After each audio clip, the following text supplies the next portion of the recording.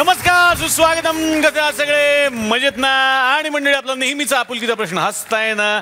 हसायलाच पाहिजे, कारण पुन्हा एकदा घेऊन आलाय तुमच्या हक्काचा कार्यक्रम, ज्याचं नाव आहे चला हवा येऊ द्या.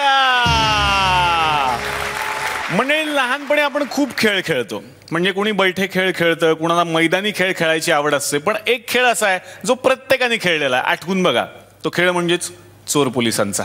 हो ना? त्यांनी लगेच मान हलवली. नाही, प्रत्येकाला चोर पोलिसाचा खेळ खेळायचा असतो, पण बऱ्याच जणांना पोलीस व्हायचं असतं. ते आपण सिनेमामध्ये बघतो ना, ते अशी बंदूक वगैरे घ्यायची काठीची हातात आणि मग चोरांच्या मागे धावायचं वगैरे. पण काहीच मित्र आपले असे असतात जे म्हणतात, मी नाही पोलीस होणार, मी चोर होणार, मी गुंड होणार. मंडळी, मोठे होऊन ते चोर किंवा पोलीस होतील हे आपल्याला माहिती नसतं, पण लहानपणी ही कॅरेक्टर्स आपल्याला खरंच संमोहित करत असतात. तर आजच्या आपल्या भागाचा विषय सुद्धा असाच आहे. विषय आहे चोर पोलीस. तर आज आमच्या मंचावरती मी अशा काही दिग्गज कलाकारांना आमंत्रित करणार आहे, ज्यापैकी काहींनी पोलीस इन्स्पेक्टरची भूमिका आपल्या आयुष्यात साकारली आणि ती तितकीच हिट करून दाखवली. आणि काही अशा खलनायकांना आमंत्रित करणार आहे ज्यांनी याच पोलिसांना चित्रपटामध्ये सळो की पळो करून सोडलेला आहे. मी सुरुवात करणार आहे कायद्याचं रक्षण करणाऱ्या पोलिसांपासून. तर या मंचावरती मी आमंत्रित करणार आहे मराठी चित्रपट सृष्टीचे एव्हरग्रीन हिरो, मी ज्यांचा खूप मोठा फॅन आहे. जोरदार टाळ्यांनी स्वागत करूयात रमेश भाटकर यांचं.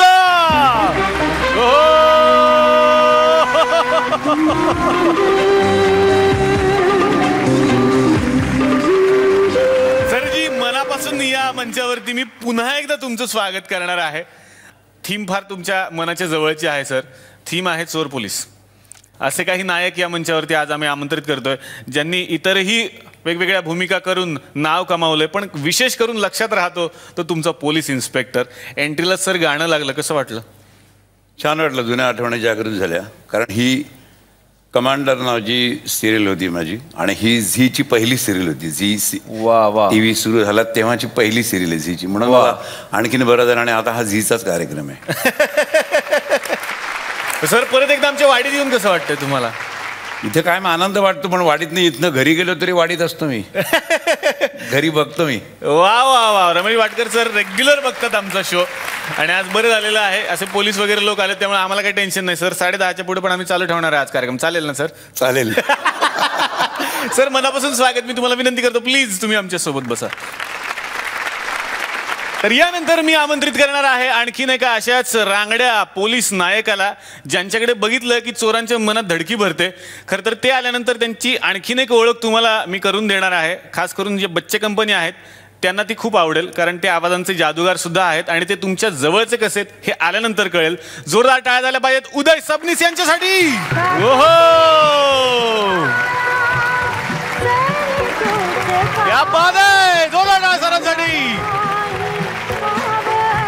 उदय सर, मनापासून तुमचं या मंचावरती स्वागत, आणि सॅल्यूट करायला पाहिजे, कारण सगळे पोलीस बिलीस आमच्याकडे आज आलेले, त्यामुळे रिस्पेक्ट ठेवला पाहिजे यांचा, कारण नंतर हे कधी पकडून आत टाकतील मला टेन्शन आलेलं आहे. कसं वाटतंय सर आमच्या या वाडीत येऊन आज? नाही, खूप प्रतीक्षा होती खरं तर इथे यायची, कारण नेहमी बघत असतो आणि मला कधी चान्स मिळणार अशी सतत प्रतीक्षा होती. पण आज ती माझी इच्छा पूर्ण झाली असं म्हणायला हरकत नाही. मला खूपच आवडते तुमची वाडी, कायम सुद्धा राहायला आवडेल.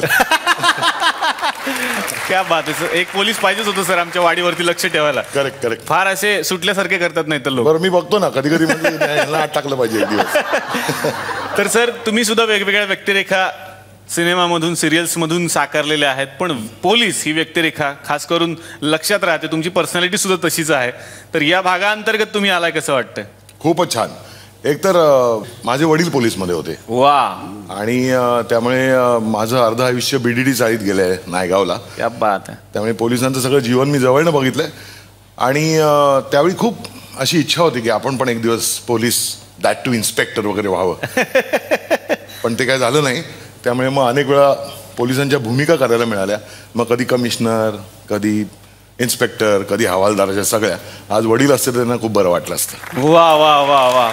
तर मनापासून स्वागत सर. मी विनंती करतो, प्लीज तुम्ही आमच्या बरोबर बसा, खूप गप्पा मारूयात. आणि मंडळी, आता या मंचावरती मी आमंत्रित करणार आहे अशा एका पोलीस अधिकाऱ्याला ज्यांची सध्या महाराष्ट्रात खूप दहशत आहे. फक्त महाराष्ट्रातच नाही तर बॉलिवूडमध्ये सुद्धा दहशत आहे.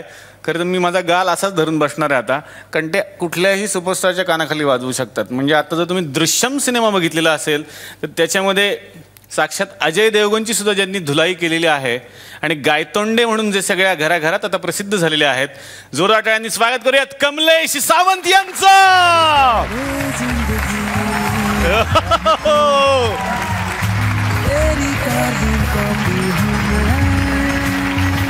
क्या बात आहे कमलेश सर, मनापासून स्वागत. आणि मी आल्यालाच म्हटलं की मला खरं तर दहशतच वाटते यांच्याकडे बघितलं, कधी मारतील बिरतील काय सांगता येत नाही. सर कसं वाटतं थुकरटवाडीत येऊन? मजा आली, मजा वाटली. म्हणजे हा कार्यक्रम मी नेहमी बघतो आणि खूप इच्छा होती की असे प्रोजेक्ट हाती यावे की पुन्हा पुन्हा इथे यायला मिळालं हवं. आज ती संधी मिळाली. या निमित्तानं पोलिसांचं कार्यक्रमावर किती प्रेम आहे हे सुद्धा आज आम्हाला कळतंय. सर तुम्ही त्यांचे प्रतिनिधी आहात आज, आणि चोर पोलीस या थीम अंतर्गत तुम्ही आलाय आज इथे. तर वाटतंच सर तुम्ही असे रांगडे पोलीस अधिकारी, तर हे पहिल्यापासून ठरवलं होतं की अशी शरीरयष्टी आपण पोलिसांचे रोल करायचे? नाही, असं नाही. मला जे शोभेल ते रोल करायला मला आवडतात बेसिकली. पण सामान्य असं म्हणजे रस्त्यावर जाताना की कुठेही मी व्यायामशाळेत जातो तेव्हा खूप असे म्हणतात की माझी स्टाईल पहिल्यापासून असं कसं की आमच्याकडे केस बारीक करणे की जेणेकरून 1.5 महिन्यानंतर कापता येते. करेक्ट. मग तेवढे पैसे खर्च कमी होतील. त्यामुळे पहिल्यापासून सोल्जर कट हा फिक्स होता. आणि त्यात ही शरीरयष्टी असल्यामुळे प्रत्येकाला वाटायचं की तुम्ही पोलीसमध्ये आहात का कामाला? अच्छा, पोलीसमध्ये कामाला आहात का असं सगळ्यांना वाटायचं. हा, म्हणजे शोभेल ते रोल करायला मला आवडतं, म्हणून मग ते रोल करायला मला आवडतात. वा वा. तर सर सगळ्या तुमच्या प्रवासाविषयी मला गप्पा मारायच्या आहेत. आत्ता विनंती करतो सरांना, प्लीज तुम्ही आमच्या बरोबर बसा. जोरदार टाळ्या कमलेश सरांसाठी.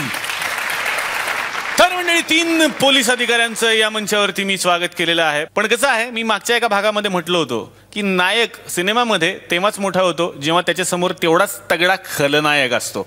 तर आता या मंचावरती मी आमंत्रित करणार आहे 2 अशा खलनायकांना ज्यांनी खरं तर चित्रपटसृष्टीमध्ये आपल्या आगळ्या वेगळ्या दमदार अभिनयानं संमोहिनी घातलेली आहे. सुरुवातीलाच आमंत्रित करतो नागेश भोसले यांना.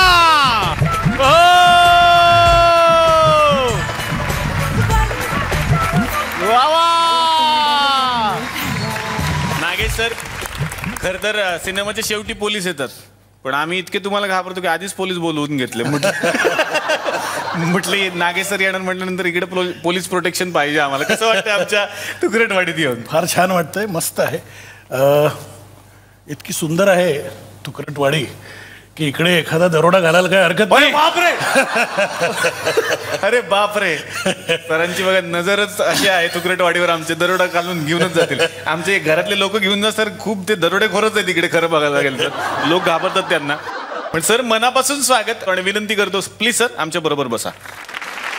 आणि मंडळी आता या मंचावरती मी आणखीन एका अशा महान खलनायकाला आमंत्रित करणार आहे. खरं तर ज्यांच्याकडे बघितल्यानंतरच मनामध्ये धडकी भरते, आणि ते आल्यानंतर मला त्यांना एक गोष्ट खरं तर सांगायची आहे की मी लहानपणापासून त्यांना का घाबरतोय. जोरदार टाळ्या झाल्या पाहिजेत राहुल सोलापूरकर यांच्यासाठी.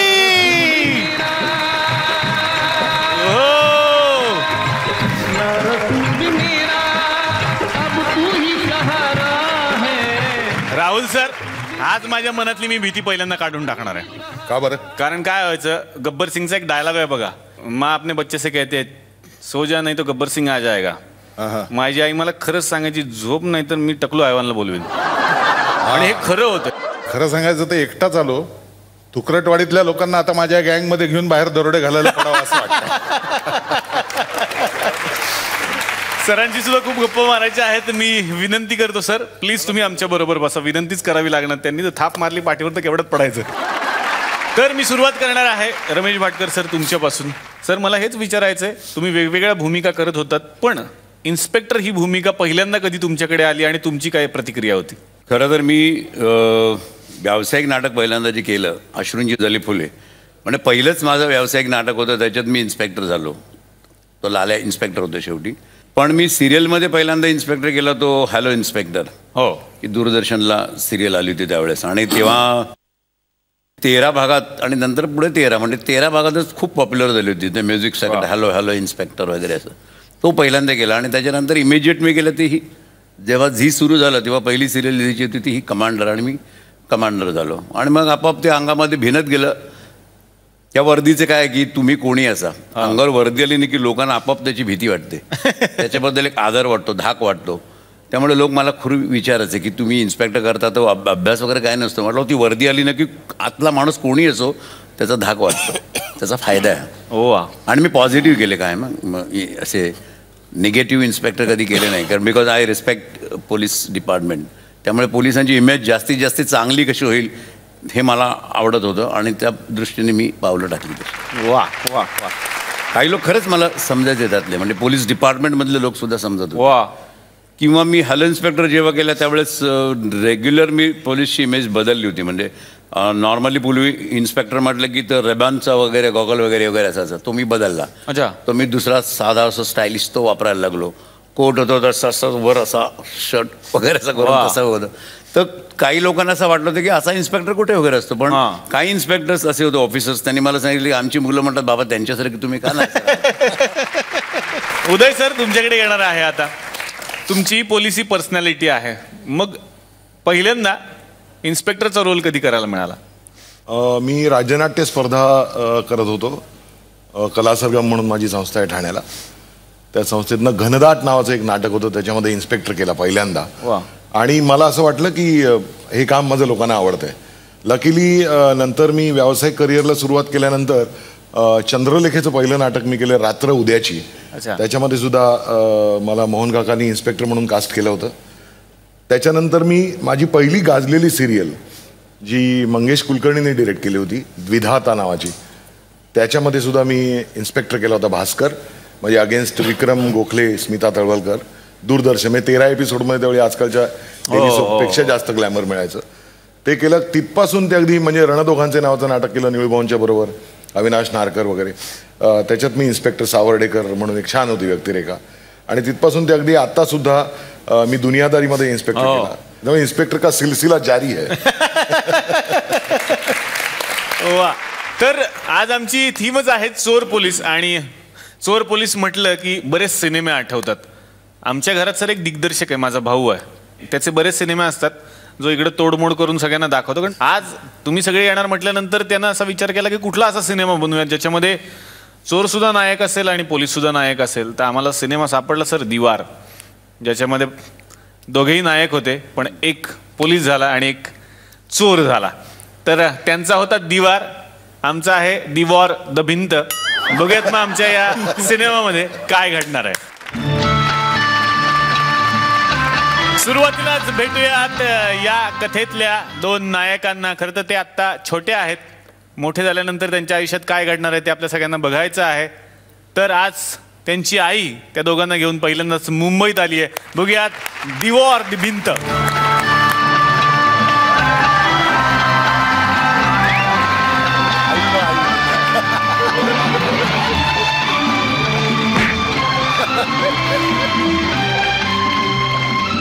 निरुपाय, काय काय बाळा, आपण इथे मुंबईत का आलो आय?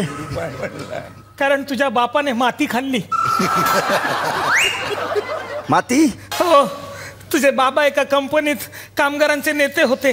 त्या कामगारांनी मालकाविरुद्ध बंड पुकारला, उपोषण केलं. तुझे बाबा पण त्या उपोषणात होते, पण त्यांना खूप भूक लागली, खायला काय नव्हतं, तेव्हा त्यांनी माती खाल्ली.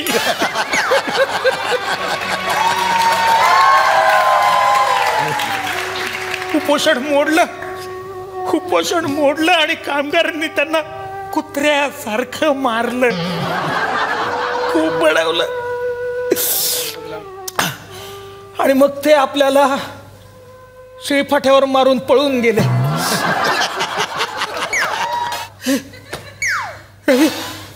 रवी बाळा, आपण तिघा आलो होतो. तुझा भाऊ कुठं आहे? विजय कुठे गेला? विजय, विजय, मी इथं मा. कुठे?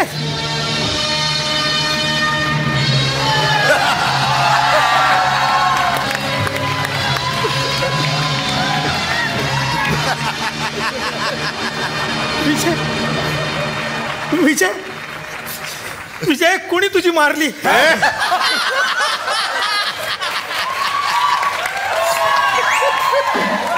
कुणी तुला मारलं? चौकातल्या लोकांनी मारलं. चौकातल्या लोकांनी मला पकडल्याने माझ्या हातावर लिहिलं, मेरा बाप मोर है. म्हणजे मी एका मोराबरोबर लग्न केलं? काय? माझा बाप मोर होता हे तू आम्हाला का नाही सांगितलं? का फसवलंस आम्हाला? माझ्या बापानं का पिसरा फुलवून आम्हाला दाखवला नाही? का ते मोर होते तर आम्ही पण मोर आहेत. मग आमची पिसं कुठे आहेत? आमची पिसं कुठे आहेत? बोल आई बोल. भाई बोल आई रॉक अँड रोल बघा. भाई ते मोर नाही चोर लायचं होतं त्यांना, ते चुकून झालंय भाई. ए बाळा, बाळा तू किती हुशार आहेस रे. तू शाळेत जा. आणि आई मी काय करू? तू तोंड काळं कर. म्हणजे तू बूट पॉलिश कर, लोकांचे बूट काळं कर. हा, कारण माझ्या एकटीच्या पगाराने याचं शिक्षण होणार नाही. चल ये, तू शाळेत जा बाळा. भाई ठीक आहे, ठीक. घे. रवी तू शिक. वा किती सुंदर. दोघांना पण मारी ना गप्प बसा. अरे शिक म्हणजे शाळेत जा. मी काम करतो.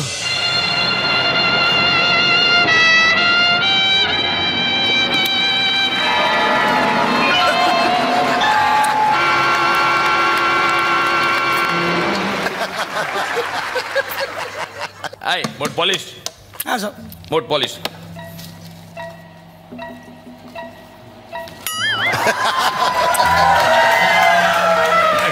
यार दुष्काळ किती भयंकर आहे.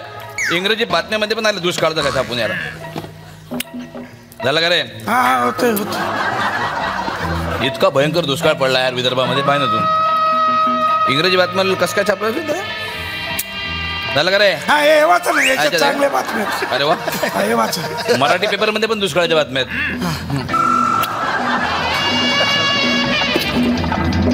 झालं का रे? हा होतंय. ओके. हा हुआ साहब हुआ. ओके. सुधीर बुधीर त्याला पैसे दे.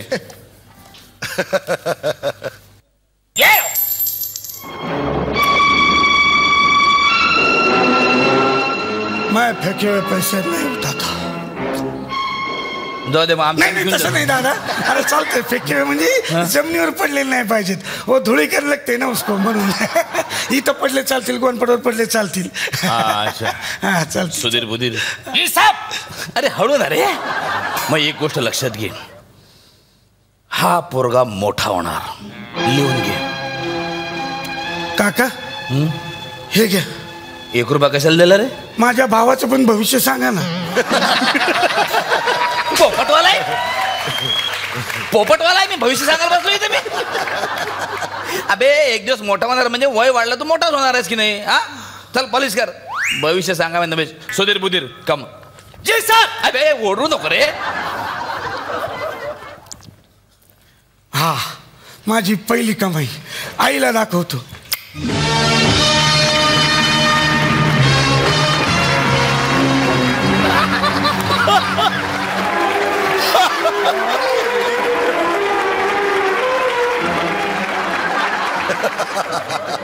काय रे, सगळा माल ठेवला का? Yes boss. आणि त्या कोली लोकांनी कोजागिरीची वर्गणी दिली का? Yes boss. गुड. किती जमले? 35 रुपये. पण बॉस हा एकाने वर्गणी दिली नाही. कोण आहे तो? विजय. का? तो म्हणाला मी मसाले दूध पित नाही, मी वर्गणी देणार नाही. मग ठेवून या त्याला. चल रे.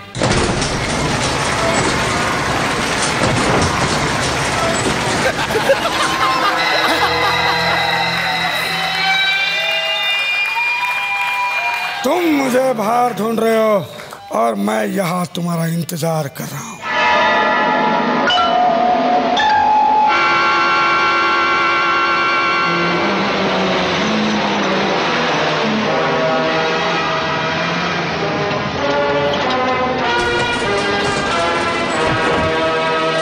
पीटर. आमच्यात पीटर कोण नाही.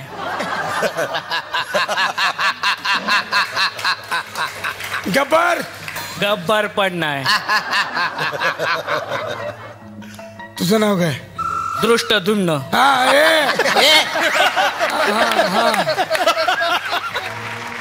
इस घर से वही बाहर जाएगा जो जिंदा बचेगा.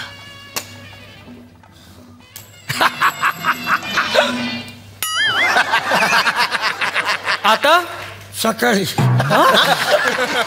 अरे बघता काय मारा. बाजू एक एक आओ एक एक. एक एक नाही मारो जरा. अरे पकडा मारा. हे मारा जरा. मारू का ना त्याच्या आईला लागतं ना. मारू कशाला?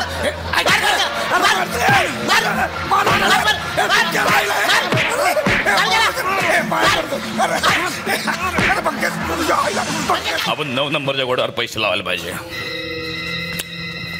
काय 9 नंबरच्या अबे हो तू नको भीती घालू यार. पागल झालं का दिसत नाही का तुला? हा धड कोण आहेस तू? कुली. अबे मग कोली आहे तर समुद्रात जाऊन मासे पकड नाही तर मला काय धडकून राहिला? अरे कोली नाही रे कुली कुली. KULA कुली. कोण मारलं कोण तुला? विजय को कोई मार नहीं सकता. हे मारायला गेला मारा. चल ना सोड ना. झालं ना परत परत काय किती माराल गरीबाला. कोणाशी मारामारी केली तुला? सामनच्या माणसाशी. ते माझ्याकडून कोचगिरीची वर्गणी मागत होते मी नाही दिली. त्यांना बदडून काढलं. क्या बात. बघितलं तू सामंतच्या माणसाला मारलं. क्या बात. सामंत माझा दुश्मन आहे. येस तू म्हणलं आवडलास. नाही पण आमच्यात पुरुषाशी लग्न करत नाही ना. आवडला म्हणजे तसं नाही. त्या सामंतच्या माणसाला मारला ना. हा येस आपण दोघं मिळून त्या सामंतचा खात्मा करू. लक्षात ठेव. मिला हात. सुधीर बुधीर. जी साहब. ओढू नको कानात. कॅश दे.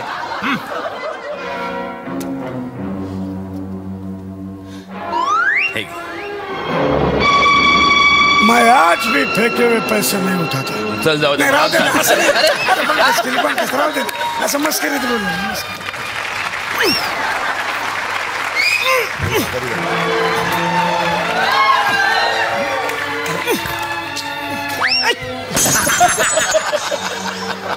काय आहे तू परत त्या फोडून टाकला. तुला नाही जमत तर नको ना खेळू. श्रीमंती आली म्हणून असं फेकाफेकी करायची नाही. आणि हे काय त्या फिश टँक मधले मासे कुठे? श्रावण संपला मी खाऊन टाकले. आणि हे काय ह्या पिंजऱ्यातला पोपट कुठे आहे? अगं तू पोपट खाल्लास? तो मला शिव्या द्यायचा म्हणून खाल्लास? पण त्याच्या शिव्या खाण्यापेक्षा तो बरा. मी खूप आनंदात आहे बाळा. तुझा बिझनेस झाला. तू खूप मोठा बिझनेसमन झालास आणि तिथे रवीलाही नोकरी मिळाली चांगली. ही बात माझी आय. ही माझी आय. बघितलं कोण झालाय? बघितलंस?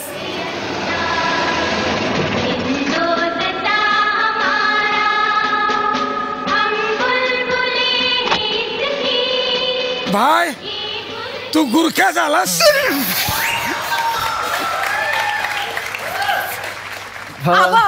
पोलीस वाले आहेत ते.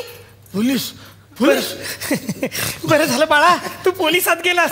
2 दिवसापासून माझा चष्मा सापडत नव्हता. आता हक्काचा माणूस शोधायला सापडला. वा वा. बाळा ही कोण? ही तुझी होणारी सून आहे. नमस्कार करते. मी आवडत का? मला जाम आवडली. आवडत का? वहिनी म्हणून.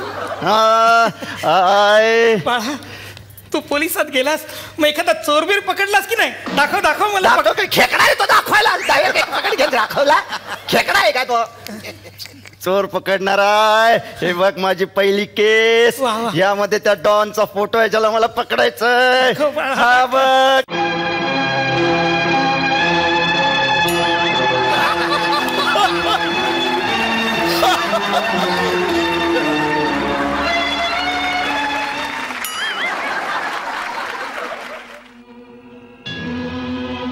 भाई भाई तू डॉन आहेस भाई.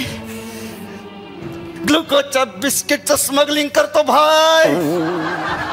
भाई इस पेपर पर साइन कर भाई. नहीं करना भाई मैं आखिरी बार कहता हूँ साइन करो भाई. नहीं करूंगा. पहले उस आदमी की साइन लेके आओ जिसने मेरे हाथ पे ये लिखा था मेरा बाप मोर है। पहले उस आदमी की साइन लेके आओ जिसने माझ्या बापाला माती खायला लावली। फिर भाई तुम जिस कागज पर 20 30 40 50 60 70 80 90 100 रेडी का? आय आय आपण इथे राहायचं नाही आय, भाईला सोडून जायचं आय. हे नाही नाही, मला इथे मजा येते, मी नाही. आय आय इथे इंटरनेट आहे, वायफाय आहे, टॅब आहे, मला गेम खेळायचे, मी नाही. नाही आय, तू माझ्या बरोबर चल आय. नाही, भगवान के कहर से डरो. हा सुधीर बुधीर. विजय काय झालं विजय? बर्फाच्या फॅक्टऱ्या जळल्या का? तुमच्यामुळे झालंय सगळं टाबर चमरप्रास. तुमच्यामुळं. माझ्यामुळे काय झालं बे? तुमच्यामुळं मी गुंड बनलो. तुमच्यामुळं माझी आई माझ्या भावाबरोबर निघून गेली. मग काय झालं? एवढं निघून गेली तर फोन करन बोलो, तर एक येतात पटकन फोन बोलो पटकन त्यांना. आज भी फेके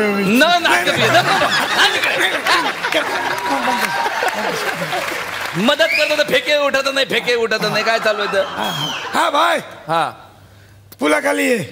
हा त्याच पुलाखाली जिकडे आपण सकाळी दोघं बसायचो खेळायला खेळायला. हा ये ये.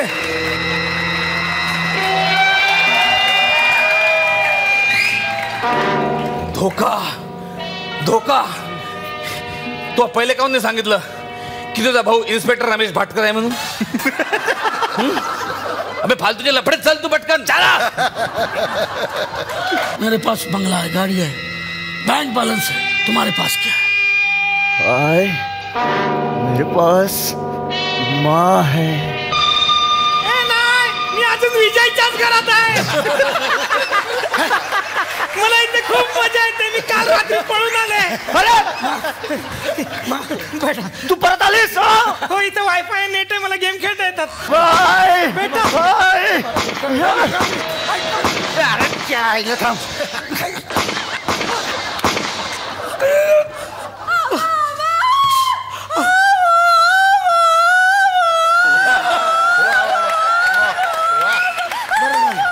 बरं झालं ॲम्ब्युलन्स आली. चल मला घेऊन. ॲम्ब्युलन्स नाही, मी आली.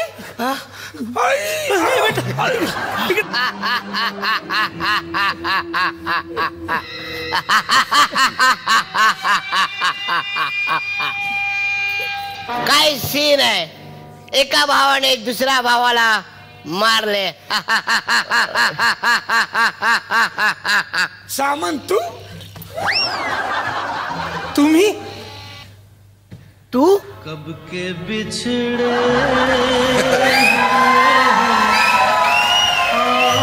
आज कहाँ आके मिले.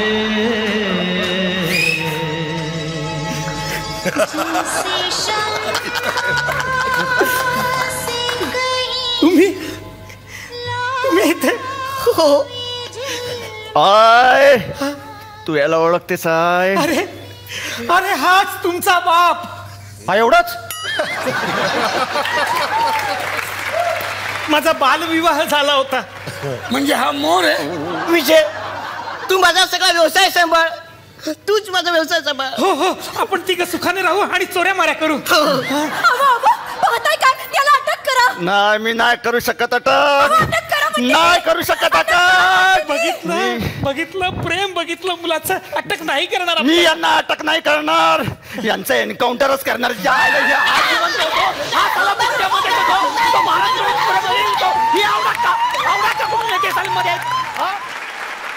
आणि आता कमलेश सर तुमच्याकडे येणार आहे. सुरुवातीलाच थोडीशी ओळख झाली आपली. मला हेच विचारायचं की मग पहिल्यांदा इन्स्पेक्टरचा रोल कधी ऑफर झाला आणि तुमची प्रतिक्रिया काय होती त्यावर? पोलीस फाईल ही सिरियल होती, निशिकांत कामत डिरेक्ट करत होते. त्यांनी पहिल्यांदा मला पोलीसच्या रोलसाठी बोलवलं होतं. पण त्याचे जे प्रोड्युसर होते त्यांना मान्य नव्हतं की मी पोलीस दिसत नाही म्हणून. तेव्हा मी खूप बारीक बारीक होतो तेव्हा. अच्छा.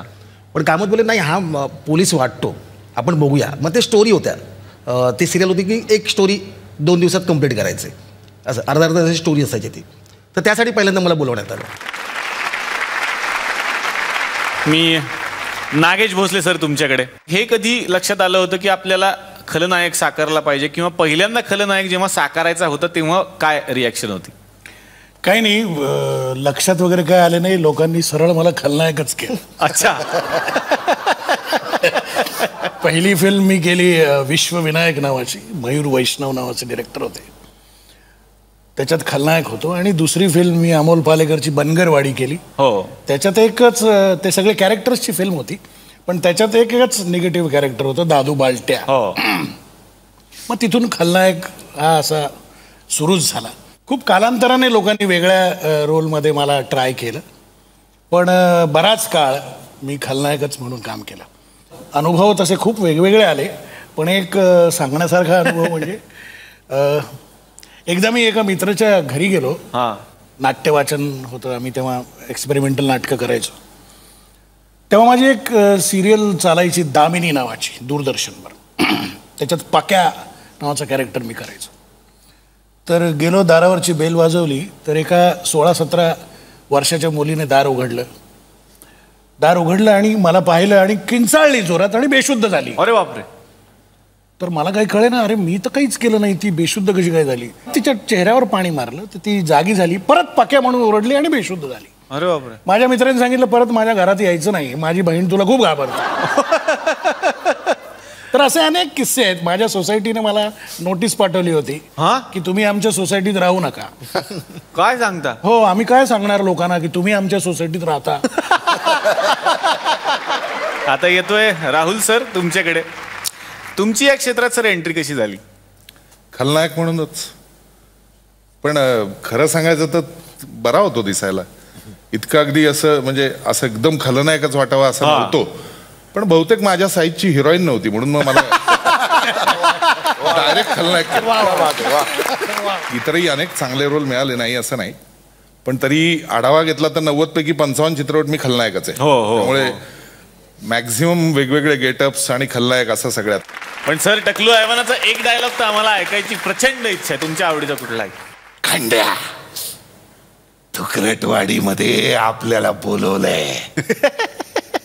आज माझ्या रंड्या बरोबर इथे येऊन हा तुमचा आवडता अंशता टकलू आणि उरलेला राहुल मनापासून आभारी आहे.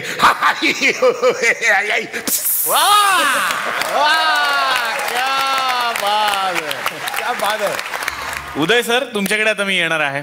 तुम्ही येण्या अगोदर लहान मुलांना एक प्रॉमिस केलं होतं मी की सरांची एक वेगळी ओळख आहे, ती मी आता सगळ्यांना सांगणार आहे. कारण मुलं खूप बघतात हा कार्यक्रम, बरीच कार्टून्स आपण बघतो आणि त्या कार्टून्सना सरांचाच आवाज असतो. सर खूप मास्टर आहेत त्या क्षेत्रामध्ये, ते उत्तम डबिंग आर्टिस्ट सुद्धा आहेत आणि वेगवेगळी जी चॅनल्स असतात त्या चॅनल्ससाठी सुद्धा सर डबिंग करतात. तर सर या क्षेत्राकडे कसा काय तुम्ही वळालात? ॲक्च्युली जंगल बुक नावाचं जे कार्टून आहे, हो, त्याच्यामध्ये त्याच्या ऑडिशनसाठी मी गेलो होतो. NFDCचं प्रोजेक्ट होतं ते Jungle Book, Rudyard Kipling, Japanese cartoon होतं आणि त्याच्यातल्या बघीरा या कॅरेक्टरसाठी माझा आवाज अप्रूव्ह झाला. वा. आणि ते कार्टूनही खूप गाजलं कारण गुलजार साहेबांचं गाणं होतं, चड्डी पहन के फूल खिला है. आणि माझं कॅरेक्टरही गाजलं कारण नाना पाटेकरांनी पण डब केलं होतं त्यात, शेर खान, सविताताई प्रभुणे, अनेक आर्टिस्टनी त्यात डब केलं होतं. नंतर 2 वर्षांनी मी रणदोघांचे नावाचं नाटक केलं निळूभाऊंच्या बरोबर, ज्यात मी म्हणलं इन्स्पेक्टर केला. त्यात अविनाश नारकर त्या नाटकात होता आणि तो सारखा म्हणायचा मी डबिंगला चाललोय. म्हटलं कुठे, मी पण डबिंग केलंय. तो म्हणतो कुठलं? तो म्हटलं अरे मी जंगल बुकमध्ये बघिरा केलाय. काय म्हणतोस? आणि तो मला युनायटेड टेलिव्हिजनमध्ये घेऊन गेला आणि त्या दिवसापासून ते कालपर्यंत मी डब करतो विविध चॅनलसाठी. अनेक कार्टून्स मी हजारो एपिसोड्स असं म्हणायला हरकत नाही कार्टूनचे डब केलेत आणि नॅशनल जॉग्राफिक, डिस्कवरी म्हणा, अनेक चॅनल व्हॉइसेस केलेले आहेत. अगदी आपल्या झी मराठीचे आत्ता चालू असलेला उंच माझा झोका पुरस्कारचे प्रोमो, जय मल्हारचे प्रोमो, प्रकाश बाबा आमटेंचे प्रोमो सगळे माझ्या आवाजात असतात. क्या बात आहे. पण सर सगळ्यांनाच उत्सुकता आहे सगळ्या बच्चे कंपनींना की कुठल्या कुठल्या कार्टूनचा आवाज खरं तर तुमचा असतो हे आम्हाला ऐकायचं आहे. टिमॉन अँड पुंबा नावाचे कार्टून जे आहे त्याच्यामध्ये लायन किंग मधली 2 कॅरेक्टर्स आहेत, पुंबाचा व्हॉइस माझा आहे. सर एखादी जर झलक छोटीशी झाली तर खूप मजा येईल सर. ए टिमॉन, वो आसमान में चमकते हुए गोले क्या हैं? वो मुझे बहुत अच्छे लगते हैं और तुम मेरे खासम खास दोस्त हो. वाह नंतर एक किम पॉसिबल नावाचं कार्टून होतं, त्याच्यामध्ये डॉक्टर ड्रेकन नावाचं कॅरेक्टर होतं. मैंने इतनी अच्छी मशीन बनाई है और वो किम पॉसिबल उसका पूरा नक्शा बिगाड़ रही है. शिको, कहाँ हो तुम? वाह वाह. पावरपफ गर्ल्स नावाचं कार्टून होतं, त्यामध्ये 2 कॅरेक्टर्स होती. एक तो गोष्ट सांगणारा नरेटर, ये है टाउन्सविल शहर, that was a normal voice. आणि एक मोजो जोजो नावाचा विलन असतो त्याच्यामध्ये. तो असं म्हणतो की इन गर्ल्स को मैं नहीं छोडूंगा क्योंकि मैं हूं मोजो जोजो. अनेक कॅरेक्टर्स केली, म्हणजे स्पॉन्ज बॉब स्क्वेअर पॅन्ट्स मधला तो क्रॅब, त्यानंतर अनेक लाईव्ह ह्याच्यामधलं म्हणाल तर हॅरी पॉटर मध्ये मी 4 कॅरेक्टर्स केली. सॉर्टिंग हॅट, त्यानंतर अंकल फाज, खूप 4 कॅरेक्टर्स त्याच्यामध्ये केली. आवाजाची गंमत मला ज्या माणसामुळे कळली त्या माणसाबद्दल मला जरा 2 मिनिटं तू संधी दिलीस तर. त्या माझ्या मित्राबरोबर मी पहिलं नाटक केलं जन्मगाठ नावाचं, त्याच्यामध्ये विनय आपटे होता. आणि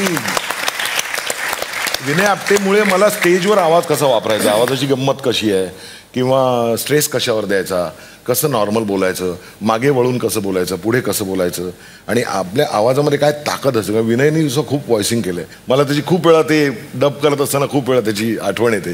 त्यामुळे मला असं वाटतं की त्याच्या आठवणीशिवाय ते आवाजाचं प्रकरण पूर्ण नाही होणार. क्या बात आहे. विनय काकांसाठी खरंच जोरदार टाळ्या झाल्या पाहिजे. सर माझी रिक्वेस्ट आहे, बगीराची पण एक झलक मला ऐकायची होती sir. Bagheera was a normal voice.